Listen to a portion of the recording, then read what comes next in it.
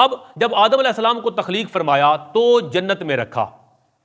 اب جنت میں جب آدم علیہ السلام تشریف فرما ہوئے تو یہ پہلے فرد تھے آدمیت کے، انسانیت کے، تو تنہا تھے. فرشتے تو وہاں رہتے تھے، اور وہ جو شیطان ہے اس کا بھی وہاں آنا جانا، عزازیل کا بھی آنا جانا تھا، مگر یہ اپنی جنس میں اکیلے تھے. تو یہ تھوڑے رنجیدہ ہوئے، تنہائی کی وجہ سے ملول ہوئے.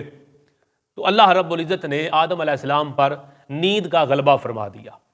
آدم علیہ السلام گہری نیند سو گئے.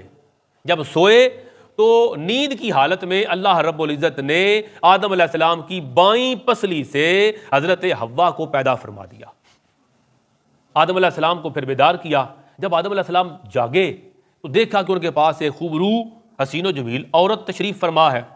آدم علیہ السلام نے فرمایا تم کون ہو، کس لیے تمہیں پیدا کیا گیا؟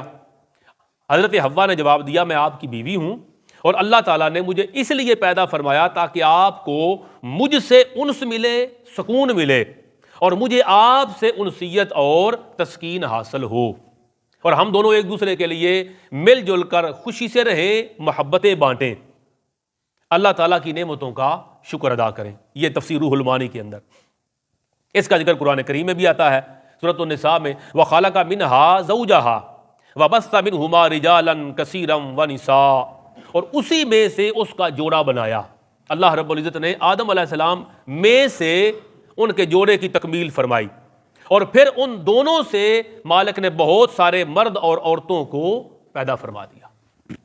تو اب اللہ رب العزت نے آدم علیہ السلام کو تخلیق فرمایا، حضرت حوا کو ان کی پسلی سے تخلیق فرمایا. اب اس تخلیق فرمانے کے اندر بہت ساری حکمتیں ہیں.